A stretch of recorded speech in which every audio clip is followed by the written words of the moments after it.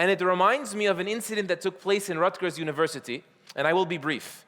Camden campus, I taught a seminar, a whole day on Islam there, and there was a non-Muslim in the crowd that was listening in the whole time, unbeknownst to me. She raised her hand in the end and said, you said in Islam one of the acts of worship is like prayer, fasting, and sacrificial slaughter, only done for God.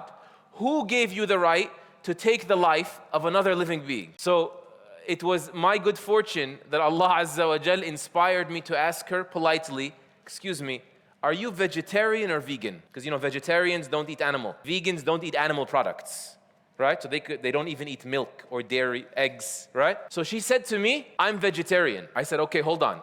Who gave you the right to steal someone else's eggs and someone else's milk? And it kind of put her on her heels a little bit. And I politely said to her, I don't expect us to agree because we Muslims have a different reference point. God is our ultimate reference point for morality. But as I was driving home, I realized just how beautiful the sacrificial slaughter is. Because if you think about it, we actually don't have the right to take anyone's life, including an animal's life in Islam. It is only the Muslim who recognizes the greatness of God and that the soul came from Him, and by His permission we're allowed to benefit from this soul, that we're allowed to eat animal, aren't we? This animal and the protein or the essential amino acid or whatever scientific stickers you want to put on this. How did this all start? It was a life from God that we are not allowed to take except in His name, and if it's in His name, it's going to be according to the merciful, compassionate method that He showed us subhanahu wa ta'ala. And so this slaughter is also about what?